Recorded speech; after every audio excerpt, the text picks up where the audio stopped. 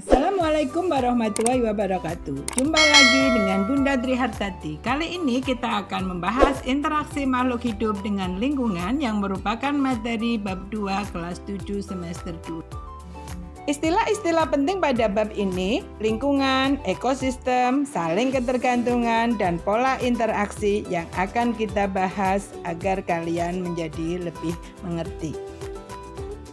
Pembahasan pertama adalah pengertian lingkungan. Lingkungan merupakan segala sesuatu di luar individu yang bersifat kompleks, saling mempengaruhi satu dengan yang lain, dan dinamis, artinya berubah sesuai kondisi. Komponen-komponen lingkungan saling mempengaruhi dengan kuat, sehingga kualitas lingkungan dapat berubah menjadi baik atau buruk karena perubahan makhluk hidup di dalamnya. Komponen utama lingkungan ada dua, yaitu satu, komponen biotik atau makhluk hidup seperti manusia, hewan, tumbuhan, dan jasa teknik. Kedua, komponen abiotik atau benda mati seperti air, tanah, udara, dan cahaya. Pembahasan kedua adalah hal-hal yang ditemukan dalam suatu lingkungan. Habitat. Habitat adalah tempat suatu makhluk hidup tinggal dan berkembang biak.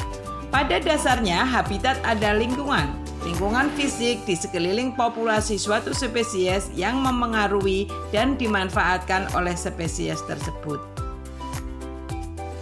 Ekosistem. Ekosistem adalah suatu sistem ekologi yang terbentuk oleh hubungan timbal balik tak terpisahkan antara makhluk hidup dengan lingkungannya.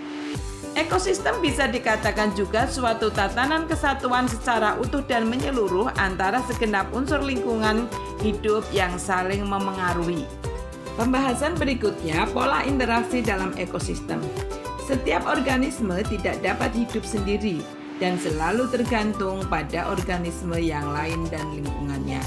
Saling ketergantungan tersebut membentuk pola interaksi antara sesama komponen biotik maupun antar komponen biotik dengan komponen abiotik. Kita bahas yang pertama, interaksi antara makhluk hidup dengan makhluk hidup yang lain. Interaksi antara makhluk hidup biotik antara lain terjadi pada A. Peristiwa makan dan dimakan, antara lain rantai makanan, piramida makanan, dan jaring-jaring makanan. B. Bentuk hidup bersama atau simbiosis. Pengertian rantai makanan. Rantai makanan adalah merupakan sebuah peristiwa makan dan dimakan antara sesama makhluk hidup dengan urutan-urutan tertentu. Dalam suatu rantai makanan terdapat makhluk hidup yang mempunyai peran sebagai produsen, konsumen, dan sebagai pengurus. Berikut contoh gambar rantai makanan. Sebagai produsen adalah tumbuhan, belalang sebagai konsumen primer, dimakan katak sebagai konsumen sekunder, dimakan ular sebagai konsumen tersier, dan dimakan elang sebagai konsumen final, serta elang akan mati dan diuraikan oleh jasa teknik. Pengertian piramida makanan. Piramida makanan adalah sebuah gambaran yang menampilkan informasi tentang pengelompokan ekosistem yang membandingkan komposisi dan jumlah biomasa. Komposisi dan jumlah biomasa tersebut dikelompokkan dari mulai produsen, konsumen pertama, konsumen kedua, dan konsumen ketiga. Berikut ini Ibu berikan contoh piramida makanan agar kalian dapat mempelajarinya dengan lebih jelas.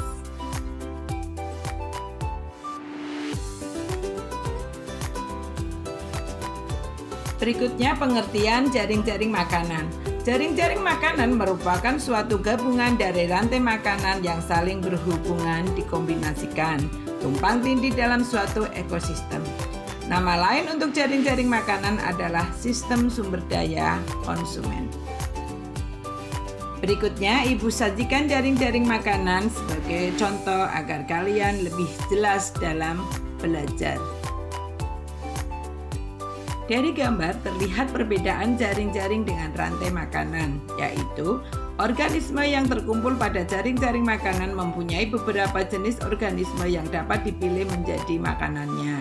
Sedangkan dalam rantai makanan, organisme yang berperan menjadi konsumen hanya memiliki satu pilihan makanan saja.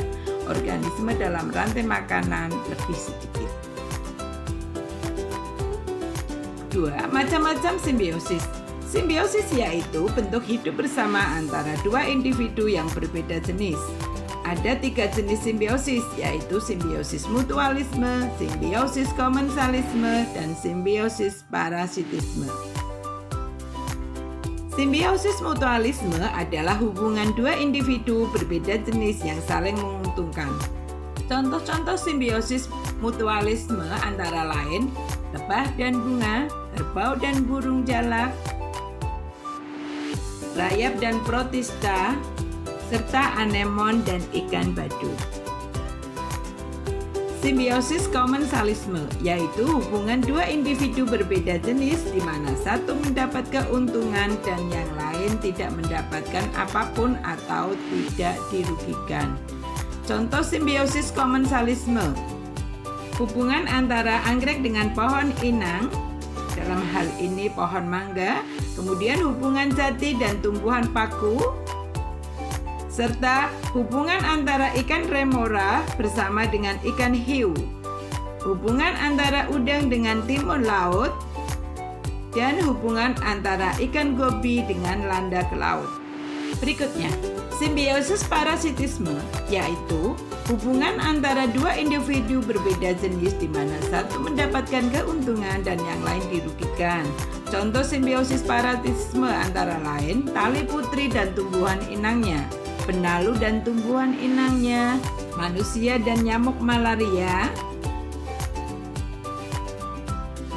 kelelawar vampir dan hewan mamalia, serta anggrek sarang burung dan inangnya.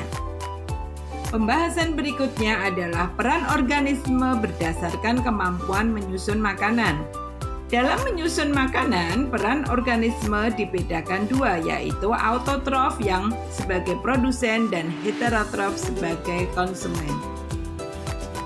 Heterotrof dibedakan menjadi 3, yaitu 1. Herbivora atau pemakan tumbuhan, karnivora atau pemakan daging, dan 3. Omnivora, pemakan tumbuhan dan daging.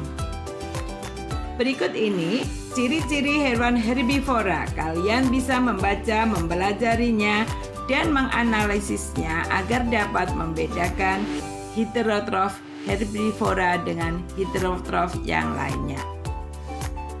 Berikut ini contoh hewan herbivora yang Ibu yakin tidak asing bagi kalian.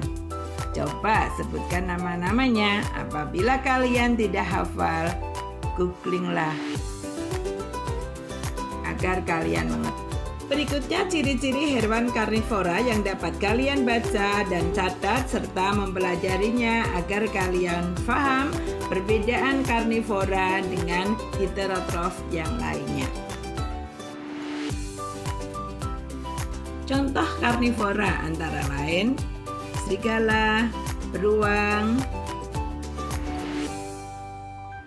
burung elang, buaya, ikan hiu, burung hantu, komodo,